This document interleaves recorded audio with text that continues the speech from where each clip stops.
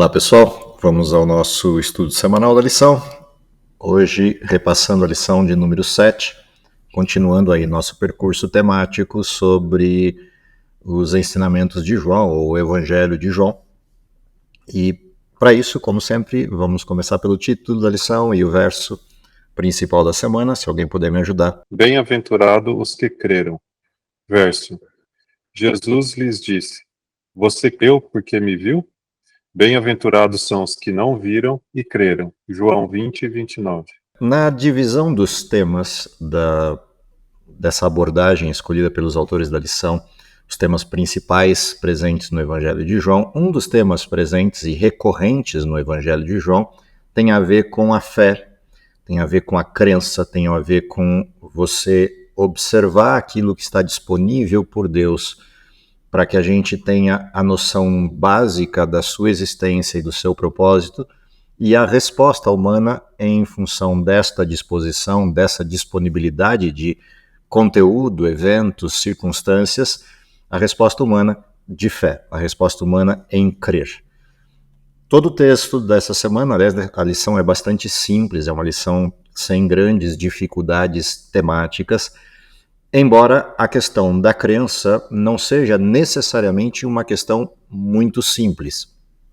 Em várias circunstâncias diferentes, a crença aparece como um desafio, uma dificuldade imposta ao ser humano em relação ao conjunto evidencial ou ao conjunto de provas que usualmente alguém julgaria serem necessárias para poder acreditar, para poder crer em algo. E é exatamente essa a demanda da lição dessa semana, é exatamente essa a discussão que permeia a lição. O que é possível, o que é preciso, o que é necessário para que alguém chegue a acreditar em Cristo e acreditar naquilo que Cristo diz, naquilo que Cristo propõe enquanto existência. E a lição vai trazer uma série de pessoas, de personagens da história contemporânea de Jesus que de alguma forma despertam a nossa atenção para ferramentas para essa crença e, ao mesmo tempo, despertam nossa atenção para as dificuldades em crer. A lição vai fazer uma introdução bastante interessante, eu aconselho, inclusive, um olhar atento para essa introdução,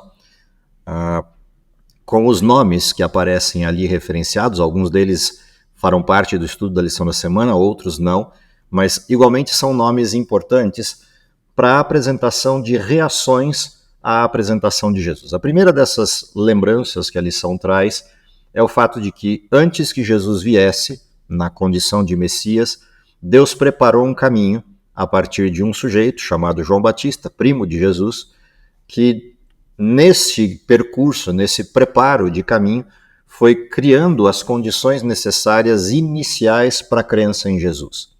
Se Jesus simplesmente tivesse aparecido como Messias, sem nenhum precursor, muito provavelmente, mais do que já foi difícil para as pessoas acreditarem nele, teria sido bastante complicado o processo inicial do ministério de Jesus.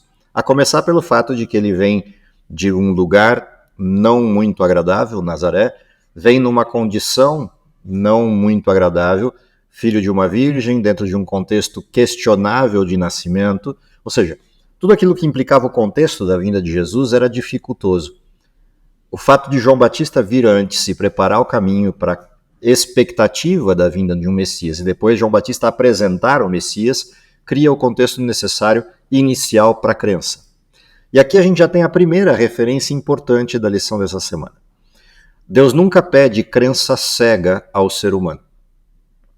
Todas as vezes que Deus pede que acreditemos nele, ele nos dá evidência suficiente de que ele é confiável e de que o pedido dele é razoável. Embora exista o espaço da fé, embora não haja prova para todas as circunstâncias e coisas da vida, Deus nunca nos pede que acreditemos nele sem evidências. Ou seja, a crença cega não faz parte da natureza de Deus. E há uma razão para isso. Deus criou seres livres, racionais. E, portanto, para seres que são livres e são racionais, é necessário que crer faça sentido. Não que eu precise de provas de todas as coisas em que se vai acreditar, porque se tiver prova de tudo, não existe crença. mas é necessário um conjunto evidencial mínimo que estabeleça um desenho minimamente aceitável para o raciocínio humano de que a fé faça sentido. E isso pode acontecer tanto pela convivência com Deus, quanto pode acontecer pela atuação de Deus na história, no mundo, nas circunstâncias que nos cercam. Portanto, quando João Batista vem e apresenta a proposta de um Messias, isso não vem no vazio. A proposta é uma revisão de tudo aquilo que existia antes, dito pelos profetas a respeito do Messias.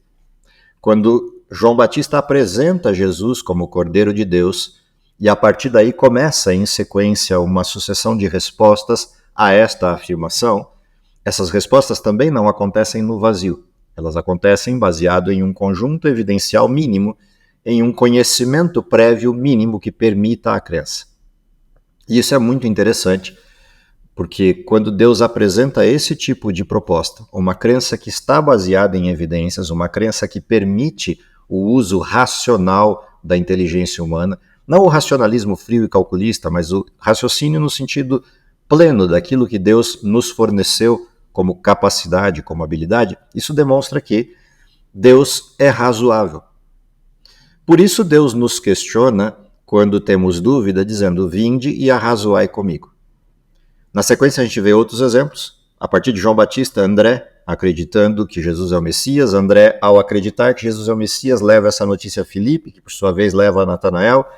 Ou seja, um dos efeitos colaterais, esse é o segundo aspecto interessante a respeito da crença, um dos efeitos colaterais de acreditar é compartilhar. Um dos efeitos colaterais naturais de se ter fé é compartilhar a fé, compartilhar da fé, compartilhar aquilo que é o objeto da fé. E isso é o que a gente percebe na sequência dos personagens nessa introdução. A mulher samaritana, que aparece como uma das referências de crença e depois de efeito colateral comunicar essa crença, fica bastante evidente. Ela acredita que Jesus é o Messias, ou pelo menos tem uma impressão muito forte disso. E ela desce à cidade, e ao descer à cidade conta para todo mundo o que viu, e ela usa uma evidência para isso. Ele tem dito tudo aquilo que eu tenho feito. O que significa que há uma sustentação para a afirmação. Tão forte é essa sustentação que a população da cidade sobe até o poço e vai ver Jesus. E depois reage, os samaritanos reagem respondendo: agora nós acreditamos não porque você disse, mas porque nós ouvimos e sabemos que verdadeiramente ele é o Salvador do mundo. Na sequência, aparece Pedro como uma referência interessante da pergunta que Jesus faz aos discípulos: todos estão me abandonando e vocês também vão me abandonar? E Pedro reage a essa pergunta dizendo: para quem iremos? O Senhor é aquele que tem as palavras da vida eterna.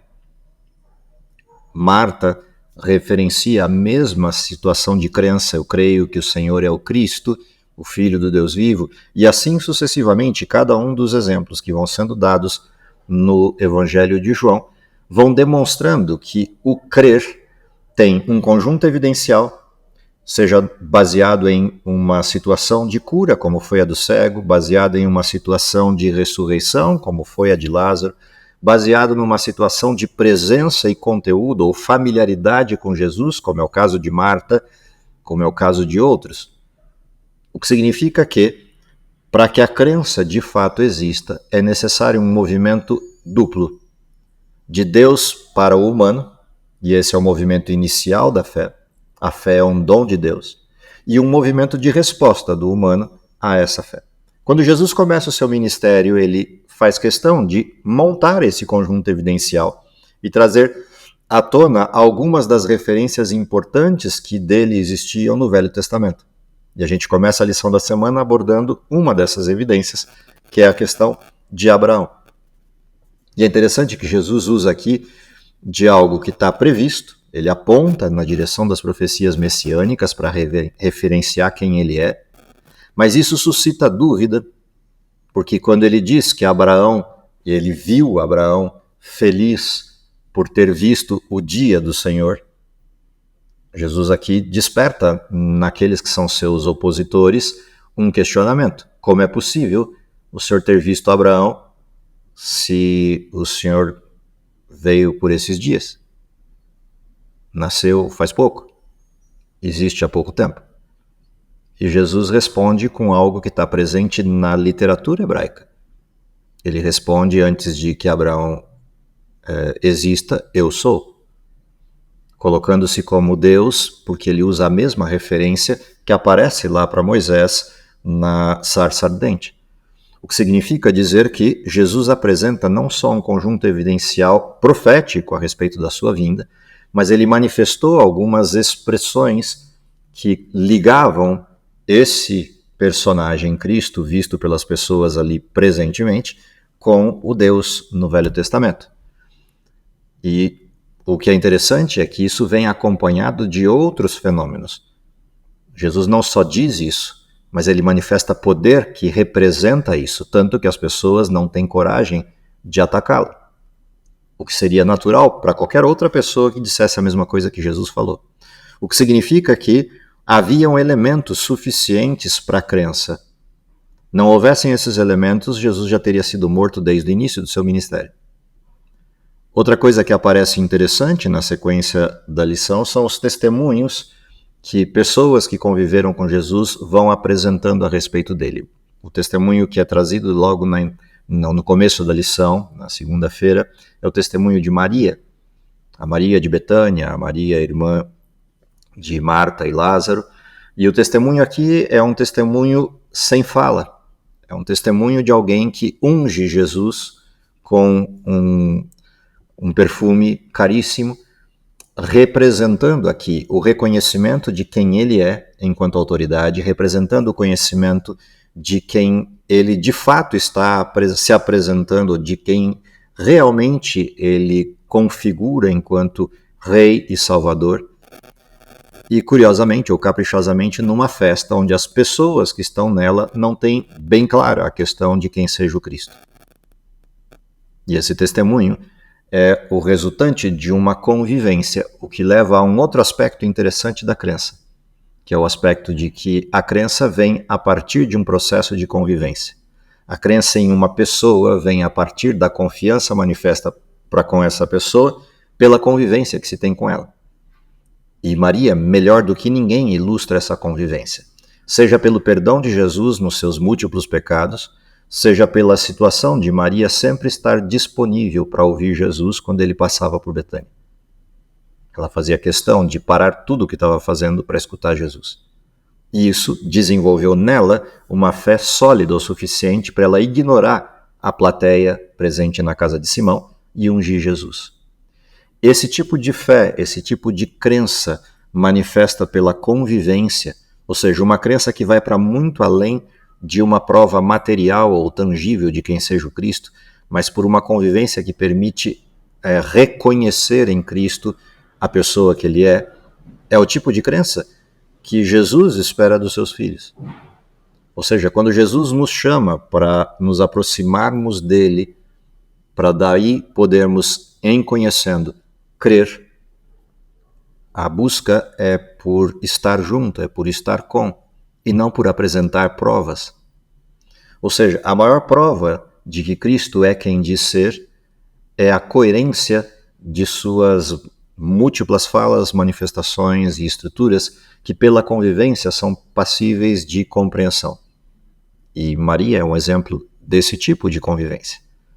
Na sequência a gente vai ver o oposto de Maria, alguém que não conviveu com Jesus, que ouviu falar de Jesus, que recebeu notícias a respeito de Jesus, seja dos seus espiões ou seja de pessoas que acusavam Jesus, e que por fim recebe Jesus para um julgamento.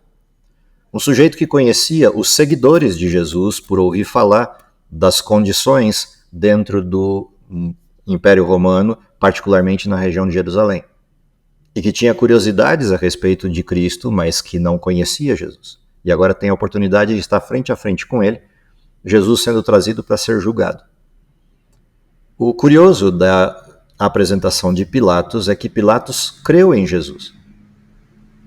Não necessariamente no Jesus como Deus, mas ele acreditou que Jesus era inocente. E acreditou que Jesus era alguém singular, alguém em quem valia a pena depositar confiança.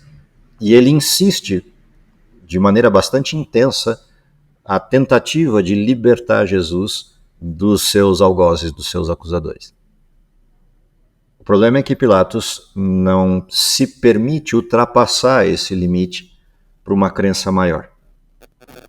E entre a crença e o medo, o receio de ser acusado de um rebelde contra o Império Romano, o receio de produzir uma rebelião na sociedade em que estava e de repente ser acusado pelos governantes romanos de que ele não dava conta do cargo, tudo isso junto faz com que Pilatos haja de forma covarde, mas isso não muda o fato de que ele viu e creu em Jesus.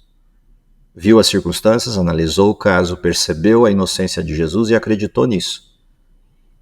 Mas a covardia faz com que ele recue e permita a crucifixão, mas não sem antes evidenciar sua crença. É Pilatos que apresenta de forma categórica que Jesus é o rei dos judeus. De alguma forma, a apresentação de Jesus impressionou Pilatos.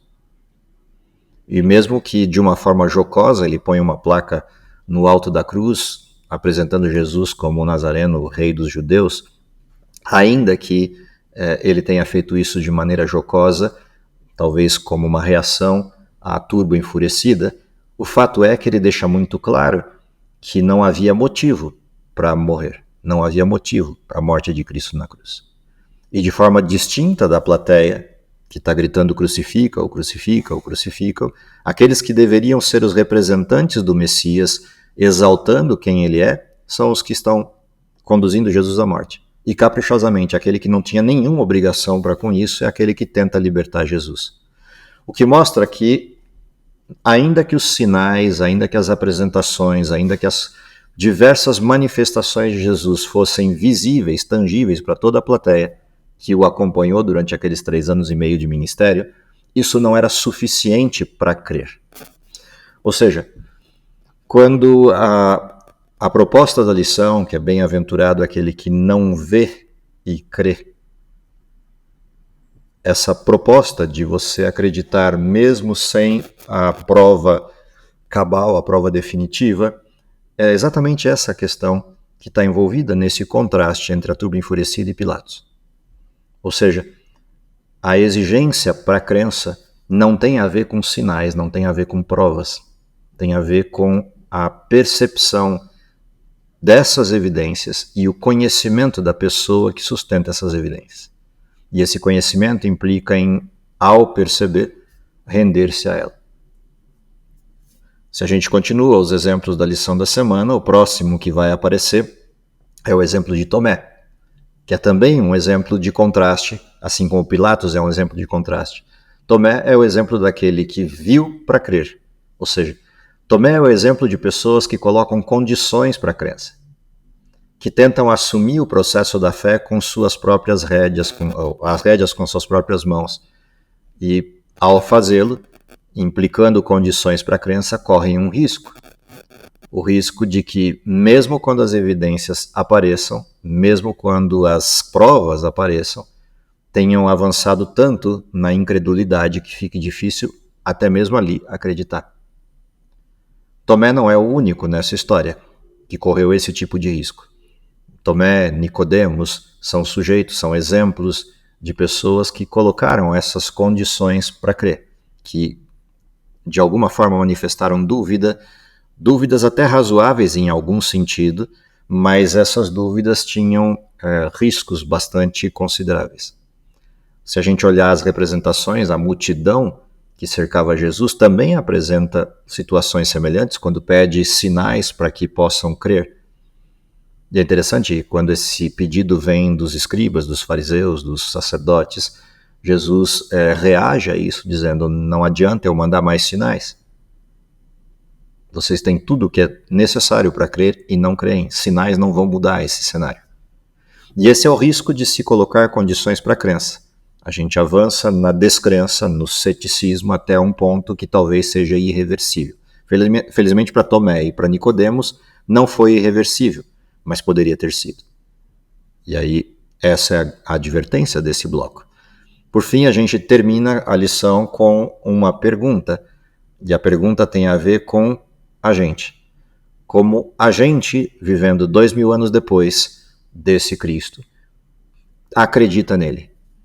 Quais são os referenciais para que nós, que não convivemos pessoalmente com Jesus, venhamos a acreditar nele? E aí a sugestão do estudo dessa lição é que o conjunto evidencial das profecias bíblicas seja aquilo que nós temos disponível e que os que nos antecederam não tinham.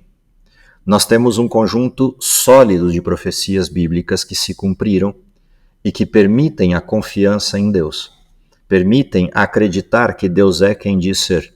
Afinal de contas, ele anteviu todas essas coisas e, antevendo, a apresentou aos seus filhos.